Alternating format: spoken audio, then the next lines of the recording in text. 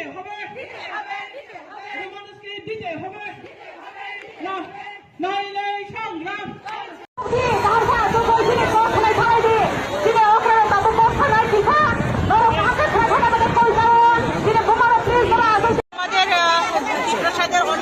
অনেক বছরের একটা দাবি আমাদের ককবরক ভাষাকে রোমান স্ক্রিপ্ট দিয়ে লেখার অনুমতি দিতে হবে। সেই দাবি অনেক বছর ধরে চলে আসছে, কিন্তু সরকার বসে, সরকার যায়, আবার নতুন সরকার করে, কিন্তু এই আন্দোলন, এই দাবিটা মানা হচ্ছে না। তো আমরা ত্রিপুরা উইমেন্স ফেডারেশনের পক্ষ থেকেও আমরাও এই দাবি রাখছি।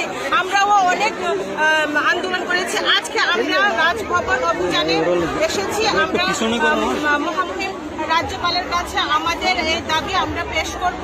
আমাদের মেমোরেন্ডাম আছে, আমরা মেমোরেন্ডাম রেডি করে এনেছি, ওনার কাছে যাব। আমাদেরকে একটা সময় টাইম দেওয়া হয়েছে, আমরা এই দাবি নিয়ে যাচ্ছি। যদি এই দাবি মানা না হয় তাহলে পরবর্তী পদক্ষেপ কি নেবেন? আপনারা দেখছেন, শুধু আমরা নয়, এর আগে টিএসএফ, টিআইএসএফ, আরএসকেসি অনেক সংগঠন এই দাবির জন্য আন্দোলন করছে। আমরা এই রাজনৈতিক সংগঠন আমরাও এই দাবি করছি, কেননা সেটা আমাদের মাতৃভাষা, সেটা আমাদের অস্তিত্বের বিষয়, আর এটা রাজনীতি নয়। কিন্তু আমরা রাজনীতির অংশ হিসেবেও আমরাও ককবরক ভাষী, তার জন্য আমাদের এই ন্যায্য দাবিকে আমরা দাবি করছি।